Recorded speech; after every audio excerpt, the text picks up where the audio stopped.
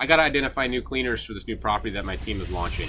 So I'm going to walk through how to identify cleaners that are going to get 5-star cleanliness ratings consistently. Right, that's ultimately what we need. We need this property that we're launching to develop a track record of 5-star reviews, and cleanliness is one of the most important things. And I prefer not to train someone how to clean a property to 5-star level cleanliness.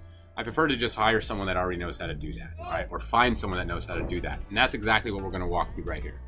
So I got AirDNA up, all right? And I call this the closest and cleanest method, all right? And so it starts right here. Starts right here in AirDNA, all right? So this property,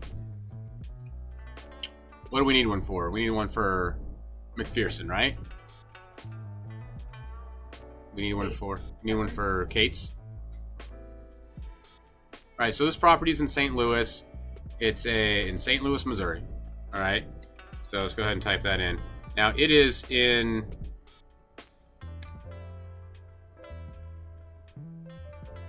let's find that. Sometime with AirDNA, you got to actually type in the word Saint, or you got to do St. Louis, St. Petersburg. It's not finding it. St. Louis. Step 1. There it is. Look, now it pops up. All right, go ahead and apply that. And I don't want them cleaning anything smaller than, I mean, it's okay if they clean something smaller, but I want to make sure they have experience cleaning something of similar size, right? So this is a 5-bedroom property, so I'm not going to go smaller than 4 bedrooms and 3 baths, all right?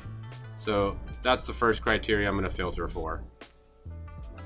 This home has a lot of amenities. We're going to do entire place, we're going to do house. All right, I'm not going to click on every amenity though. Instead, what I'm going to do is actually just, now I'm going to filter out anything with subpar reviews. All right, so I want at least 20 reviews. So that's the kind of track record I'm looking for. Airbnb only. I don't want professionally managed. I want small. I want individual and small. This is really what I want, right? Because when you're choosing some managed listings as individual or a small number, then you're probably not looking at a cleaning company that's owned by the management company, because you're not going to get those cleaners to come work for your one property, right? You want independent contractors, all right? So I'm going for individual and small managed listings, all right? And then as far as review stars, I don't want anything below 4.8. So 4.8 to 5 stars. All right, I'm hit apply. Let's see how many listings we got.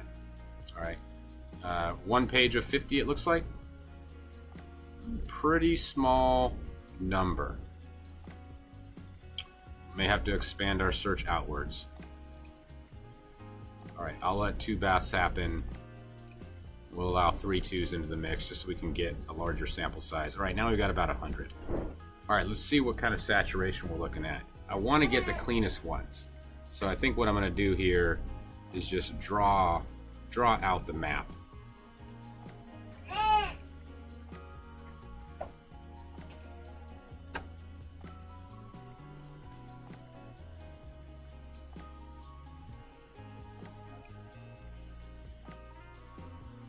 Look, AirDNA changed its look again. All right, so I know all the cleaners in this region are pretty close. So that's what we're going to pick. All right, bring down our sample.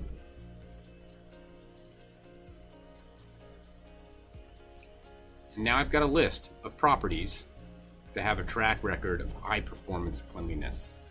Okay?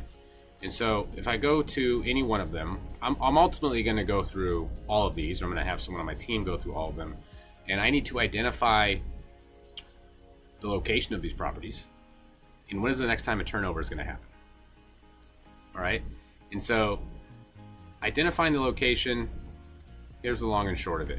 All right. Let's see if I can find this location quickly. Now, when it's a black listing, that usually means it's exact. So that's great. Otherwise, you might just get like this circle that says it's in this area. And what you got to do is you got to drive around on Google Maps and look for a house that looks like this. All right. Look at the exterior photos and drive around on Google Maps looking for it. Sometimes you get lucky and you can just look at a picture and you can zoom in on the picture and you can see the numbers on the front of the house, right? So that's another way you can do it. But the key concept is simply look for identifying features, exterior features of the house, and then look for it on Google Maps. All right. Once you found the property, you found the actual address. Now you just got to look at the calendar, and I can look at this calendar and say, all right, this is blocked off on the 14th and the 15th. So that's probably a booking, right? It's a Saturday and Sunday night. There's someone probably checking out on Monday, potentially though on Sunday, because maybe this host doesn't allow same day turnovers, right? So there's two opportunities to catch cleaners during a turnover. On Sunday, I would show up at this property literally at 10 a.m. in the morning when I expect checkout to happen. Usually the cleaners there are pretty much right away most of the time, and just see if any cleaning action is happening. I'll literally go knock on the door, all right? And I'll do the same thing on Monday.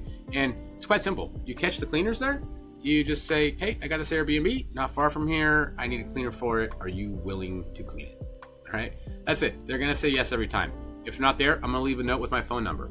It's that simple. And I'm gonna do this, at this property, depending on how long I'm in town, at every opportunity, because more bookings will fill in on this calendar by the time I get there, right? I mean, look at March. Every weekend is booked, so I can show up, 2 Sundays in a row, right? You get the idea. Show up when you think a turnover is happening.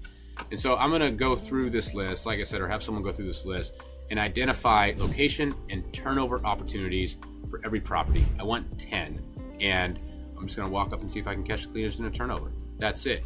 One thing though I am gonna filter for is making sure, checking every individual listing and making sure that cleanliness rating is at a 4.8 or better. Because sometimes, despite the filters I set in, maybe the property has a 4.8 average rating, but when you drill down into the scores, you find that, look, location is 4.7, right? That's actually below the 4.8 average, and that's fine.